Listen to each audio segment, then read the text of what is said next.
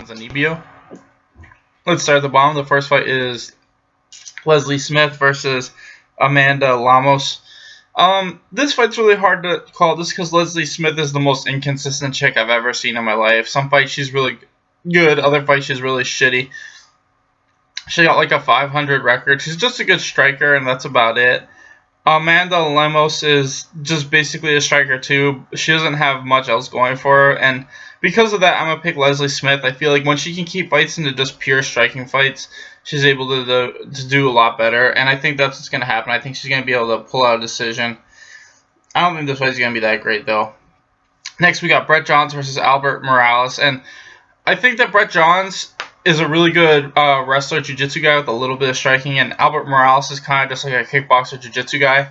I think that Brett Johns' wrestling is going to be a bit too much for Albert in this fight. I think he's going to be able to hit the takedowns when he wants to, and he'll be able to avoid the submissions, and I think he's going to win a 30-27 decision pretty easily.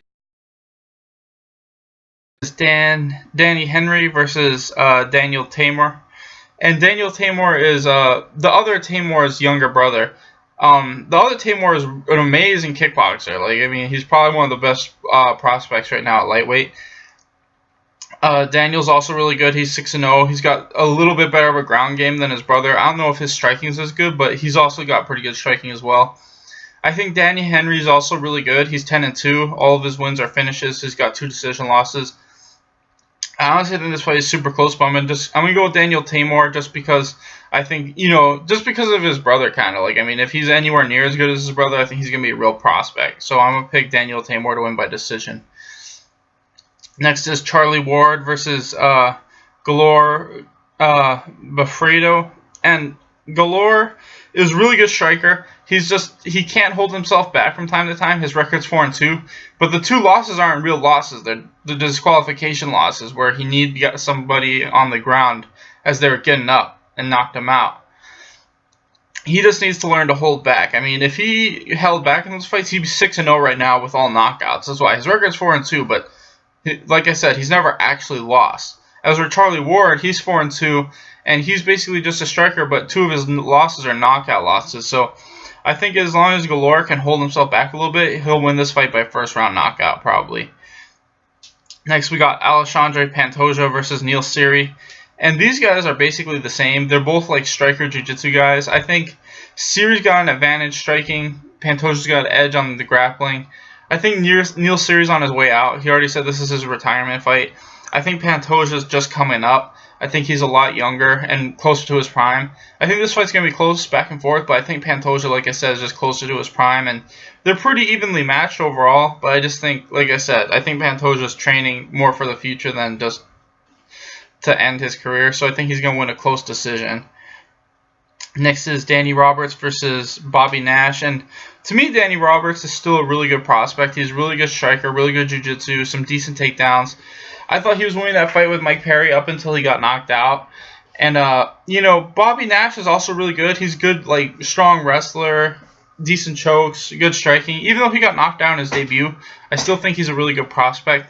I'm going to go with Danny Roberts, though. I just think that he's fought the better people, and overall, his record's better when it comes to fighting better people. So I think he's going to win a pretty close decision.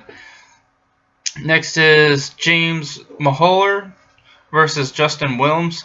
And Justin just looks like this big kind of fat guy. I don't really understand how he's getting this UFC debut. His record's like 4-1 or something like that, and he hasn't really fought super amazing people. He just looks like this big guy who kind of likes to throw. James Mulholland looks like a really good striker. He doesn't have a ton of finishes. His record's like 11-1 with like 6 knockouts. But he's really technical, and he's fought some really good people. So I think James Mulholland is going to be able to win this fight either by decision or TKO. I just think he's a much more technical striker of the 2. Next is Khalil Roundtree versus Paul Craig. And this is really striker versus grappler, but, I mean, to me, Khalil Roundtree, he's not that great in my opinion. I think he's got really powerful striking, but that's about it. He's a powerful dude in general, but I don't think he keeps that power throughout the whole fight. I think if he can't catch guys in that first round, he tends to fade a little bit. And I think that his submission defense isn't that great either. I think if Paul Craig can get this fight to the ground, he'll win by submission. And this is kind of what I see happening. I think sooner or later Paul Craig's going to be able to take him down. And if he takes him down and lands on top, it's going to be over. And if he takes him down and he lands on bottom, I think his jiu-jitsu is good enough to catch Khalil in like a triangle. So I'm going to pick Paul Craig by first round submission. Next we got Jack Marshman versus Ryan James. And Jack Marshman's really good. I thought he was going to be able to beat Thiago Santos, and he was looking good until he got caught with that spinning back kick. I still think he's a guy who could crack into the top 15. He's really well-rounded, and he's really technical everywhere. He's got good striking, wrestling, jiu-jitsu. To me, Ryan James only has one good thing. He's really good at timing takedowns, and he's really good with his top control with his jiu-jitsu. And if he gets your back, he's got good rear naked chokes. But aside from that, I don't think he's super amazing. I don't think his submission defense is super amazing. I don't think his grappling off his back or his striking are like world class. It's just he's really, really good at timing those takedowns and controlling people on top. I think Jack Marshman, if he can kind of just stuff some of those takedowns early and just keep it on the feet, he'll win by knockout. And like I said, I feel like Jack Marshman has a ton more ways to win this fight. So I'm going to pick Jack Marshman to win by probably first or second round knockout.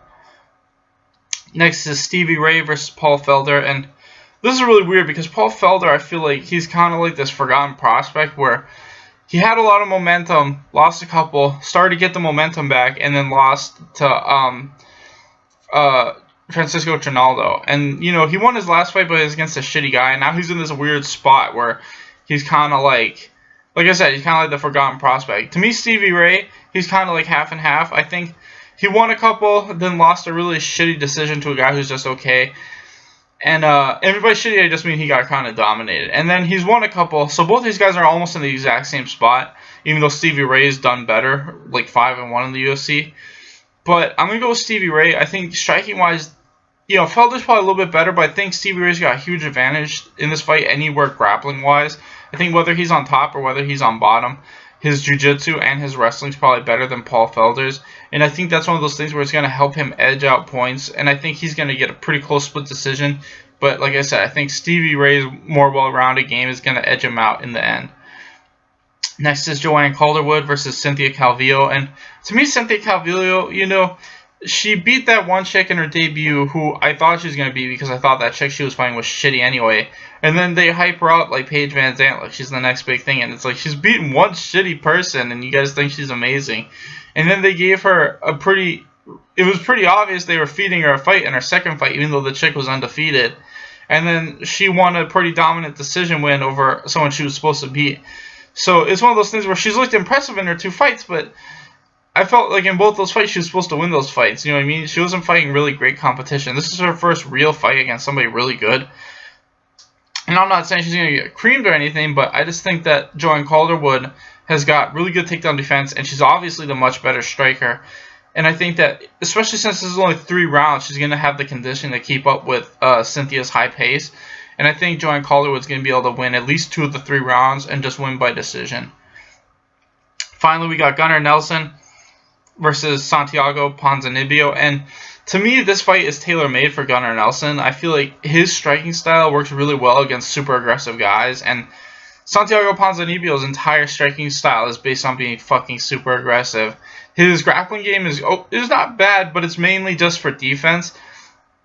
I feel like Gunnar Nelson's a lot higher level of a grappler than Santiago is. I think if he can get this to the ground, he'll win.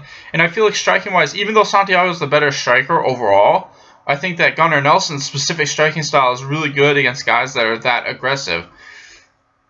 I feel like, Rick Story was super aggressive, but he was able to mix in that shit where he pushes people up against the fence and attacks them with body shots. So he was able to put that constant pressure on Gunnar where he couldn't really set up his strikes.